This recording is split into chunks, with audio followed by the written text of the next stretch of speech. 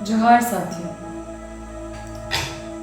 झारखंड राज्य अलग हुए 20 वर्षों से अधिक हो चुके हैं और इन 20 वर्षों में एक एक व्यक्ति झारखंड को बहुत करीब से देखे।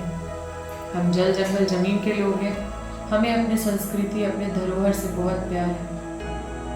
साथियों, हमारी गठबंधन की सरकार झारखंड वासियों की भावनाओं के अनुरूप कार्य कर रही है। मैं धन्यवाद देना चाहती हूँ हमारे माननीय मुख्यमंत्री श्री हेमंत सोरेन जी का, हमारे माननीय मंत्री सह CLP लीडर हमारे आलमगीर आलम जी का, हमारे माननीय मंत्री रामेश्वर ओरांव जी का और समस्त मंत्री बंधु, हमारे समस्त विधायक बंधुओं का। साथियों, जिस तरह से OBC वर्ग को आरक्षण देकर 27% आरक्षण देकर हमारी गठबंधन की सरकार ने OBC वर्गों का भी सम्मान रखने का, उनके भावनाओं के अनुरूप कार्य करने का काम किया है, उसके लिए मैं बहुत बहुत आभारी हूँ।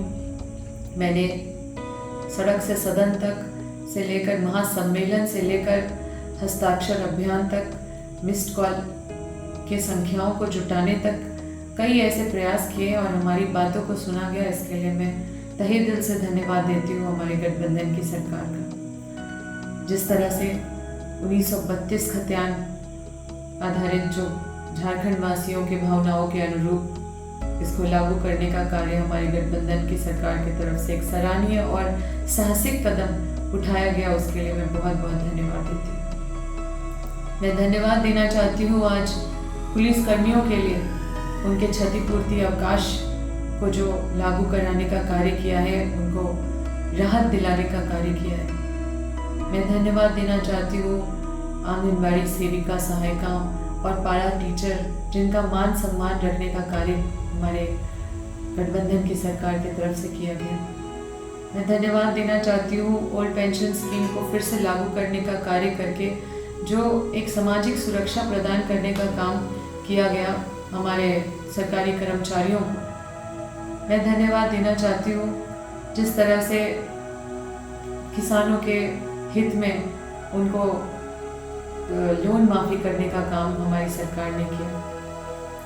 मैं धन्यवाद देना चाहती हूँ जिस तरह से इतने सारे कार्य जो महिलाओं के आर्थिक रूप से उनको सशक्त करने के लिए छोटे छोटे पहल हर प्रखंड में किए जा रहे हैं, उन बातों का। और कई ऐसे पहल जो हमारी सरकार ने शोषित, वंचित, पीड़ित और यहाँ के मूलवासी, आदिवासी, यहाँ के पिछड़े वर्गों को देखते हुए कई ऐसे ऐतिहासिक कार्य और कदम हमारी सरकार ने उठाए हैं, उनका मैं बहुत बहुत धन्यवाद देती हूँ। साथ ही मैं माननीय मुख्यमंत्री जी से अनुरोध करती हूँ, अपने CLP लीडर आलमगीर आलम से अनुरोध करती हूँ कि हमारे झारखंड में एक बहुत अहम समस्या जो हमारे विस्थापन का समस्या है, उसको भी जल्द से जल्द उसका भी निराकरण करें। हमारे विस्थापित बहुत शोषित, वंचित हैं और बहुत पीड़ा सह रहे हैं। पीड़ित होकर वो हमारे सरकार के ओर देख रहे हैं, उनसे उम्मीद लगाए हुए बैठे हैं।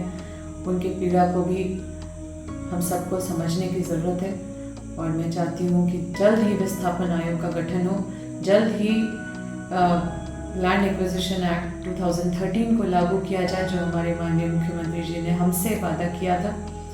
मैं चाहती हूँ कि माननीय मुख्यमंत्री जी, कई ऐसे छात्र हैं जिनका रिजल्ट आउट नहीं हुआ है, जैसे कि पंचायत सचिव, होम गार्ड का भी इशू है और कई टीचर्स का इशू है, टीचर्स का एग्ज़ाम का रिजल्ट नहीं आउट हुआ है और कई ऐसे स्टूडेंट्स का इशू है, कई इश्यूज जो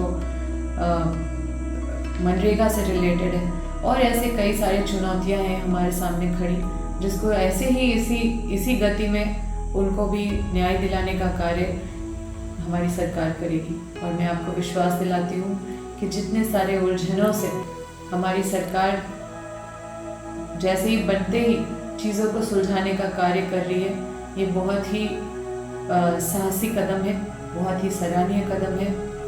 और आप जानते हैं कि पूर्व में यहाँ के शोषित, वंचित, पीड़ित यहाँ के लोगों का, यहाँ के स्टूडेंट्स का, यहाँ के टीचर्स का कोई मान सम्मान नहीं रखा गया। हमारी सरकार लाठी नहीं चलाती, हमारी सरकार सम्मान देती है। पूर्व में किसी ने जिस वर्ग के बारे में नहीं सोचा, यहाँ के लोगों के बारे में नहीं सोचा, वो हमारी सरकार सोच रही है। और मैं इसी तरह से आपकी आवाज़ बनती रहूँगी, आपके मामलों को सरकार के समक्ष लेके उनसे उस कार्य को कराने के लिए हमेशा प्रयासरत रहूँगी। और क्योंकि मैं एक जनप्रतिनिधि हूँ, अगर आपकी भावनाओं के अनुरूप कार्य नहीं कर पाऊँ तो मेरा होना व्यर्थ है, जनप्रतिनिधि का होना व्यर्थ है। और मैं चाहती हूँ इसी तरह से हमारा मनोबल ऊंचा रखें, हमें अपना आशीर्वाद, अपना साथ प्रदान करते रहें। बहुत बहुत धन्यवाद।